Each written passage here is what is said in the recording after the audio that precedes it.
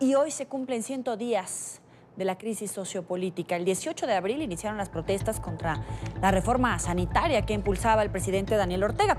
Durante las masivas manifestaciones, los asistentes denunciaron actos de represión por parte de la policía. La jornada dejó 8 muertos, razón por la que los opositores al gobierno sandinista continuaron con las movilizaciones. Y hoy la Comisión Interamericana de Derechos Humanos emitió un comunicado en el que verifica la criminalización y la persecución judicial en Nicaragua. En el documento, la CIDH actualizó a 317 la cifra de muertos que han dejado los actos violentos liderados por fuerzas combinadas afines al gobierno de Daniel Ortega contra manifestantes. Sin embargo, organizaciones defensoras de derechos humanos aseguran que el número de fallecidos llega a 448. La crisis también ha obligado a miles de nicaragüenses a abandonar su país. Según el Alto Comisionado de las Naciones Unidas para los Refugiados, 23,000 personas intentaron obtener el asilo en Costa Rica desde el inicio de la ola de violencia. Actualmente se registran 200 solicitudes de asilo cada día en Costa Rica, según ACNUR. En esta parte del programa quiero saludar a Guillermo Cochés, embajador, ex representante de Panamá en la Organización de Estados Americanos. Gracias por estar con nosotros, embajador. Bienvenido. Muchas gracias, Joely Ramírez. Encantado de saludarte. ¿Qué significa esta resolución que acaba de aprobar la OEA? Tiene un significado muy importante porque refleja que los países como Nicaragua, Venezuela, Bolivia, solamente aprueban en la OEA lo que les conviene. Para ellos la OEA ha sido un instrumento para hacer lo que les da la gana. Caso de Honduras, que lograron la unanimidad cuando se dio el golpe de Estado en 2009. Caso de Paraguay, cuando salió Fernando Lugo, que no lograron su objetivo. Ellos no aceptan que la violación de los derechos humanos no tiene fronteras y por eso la jurisdicción de la OEA en asuntos internos de otros países, porque somos un organismo colegiado donde debemos proteger el respeto a los derechos humanos y el respeto a la democracia. La decisión del gobierno de no recibir a la comisión nombrada hoy por 20 países refleja algo muy malo para Daniel Ortega. Y le voy a explicar por qué. Cada vez se aísla más, porque inclusive su hermano, el general Humberto Ortega, ex jefe del ejército nicaragüense, le ha pedido que se retire, le ha pedido que haya elecciones adelantadas.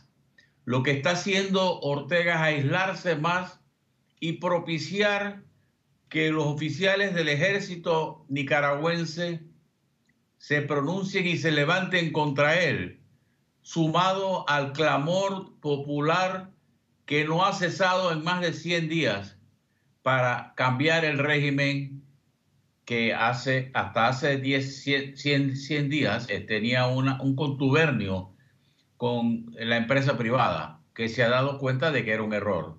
Así que en ese sentido, yo veo positivo lo que ha hecho la OEA. Aunque no vaya a la comisión en Nicaragua, Nicaragua se está aislando más. Daniel Ortega está reforzando la imagen de dictador y de tirano que tiene. Y al impedir el ingreso de estos miembros al país, lo que hace es fortalecer a la cantidad de organizaciones de derechos humanos que están propiciando el diálogo a través de la iglesia, a través de gente seria, que inclusive fueron miembros del gobierno sandinista, como el exministro Carlos Turreman, como el vicepresidente y miembro de la Junta de Gobierno Sergio Ramírez. Entonces lo que están logrando es eso, aislarse más en el contexto internacional y propiciar, al igual que lo está haciendo Nicolás Maduro en Venezuela, que se impongan más sanciones que van a aislar más al gobierno y van a lograr lo que se pretende, el Sí. cambio pacífico de un gobierno en Nicaragua. El embajador de Nicaragua, Denis Moncada, decía que no tiene validez, que no será vinculante y que no van a dejar entrar esta comisión. ¿Qué sí se puede hacer una vez que se ha creado esta comisión desde el punto de vista internacional? La comunidad internacional, cuando escucha que no va a ser recibida esta comisión, ¿cuál es el siguiente paso que puede dar? El canciller Denis Moncada, que fue mi compañero embajador cuando estuve allá, sabe perfectamente bien que aunque ellos digan que la comisión no tiene validez, la votación en la OEA sí tiene validez. Y sí tiene validez porque es un órgano colegiado en el cual participa y pertenece como miembro Nicaragua. Ellos no pueden desobedecer los mandatos de un organismo internacional. Al hacerlo, están entrando en desacato con los reglamentos, las normas de una organización de la cual ellos son miembros. ¿Cuál es la consecuencia en todo caso de ese desacato? Ese desacato va a producir más sanciones contra Nicaragua. Lo que está propiciando el gobierno de Daniel Ortega, disculpe, es que la comunidad internacional a nivel interamericano, Banco Interamericano de Desarrollo, Organización Panamericana de Salud, aíslen más al gobierno de Nicaragua hasta que cumpla con los mandatos de la organización a la que pertenece. Es como que un delincuente diga que él no va a aceptar la decisión de un juez. Ese delincuente es el que se ha convertido ahora mismo, Daniel Ortega. La actitud del gobierno de Nicaragua es una actitud delincuencial que el mundo entero sabrá cómo juzgarla. En todo caso, a que la comunidad internacional pueda buscar otros mecanismos de sanción económica contra el gobierno de Daniel Ortega. Por supuesto que sí, porque no va a haber ninguna intervención militar. Entonces los instrumentos que tiene la OEA para validar frente a Nicaragua es precisamente esas sanciones que le irán poniendo los 20 miembros que aprobaron la resolución, porque Nicaragua ni ningún país puede decir yo no acepto la jurisdicción de la OEA, yo no acepto el mandato ni una resolución de la Comisión Interamericana de Derechos Humanos o de la Corte Interamericana de Derechos Humanos, sino que se salgan de la OEA, cosa que no van a hacer porque saben que la OEA es necesaria.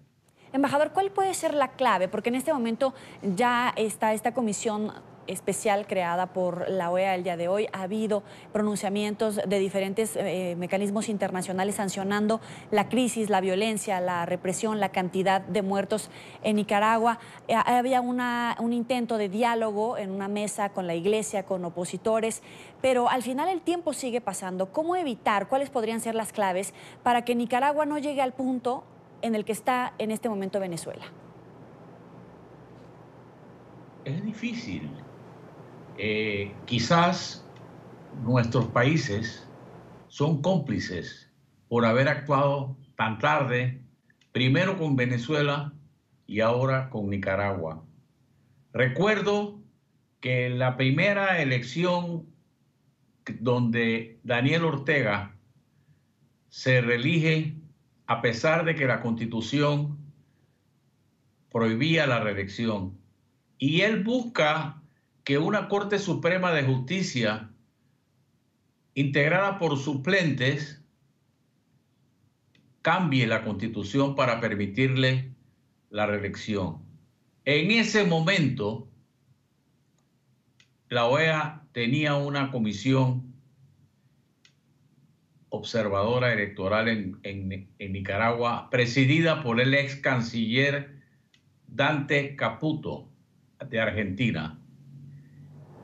Y él iba a decir lo que pasaba en Nicaragua. O sea, el resultado revelaba que Daniel Ortega había ganado.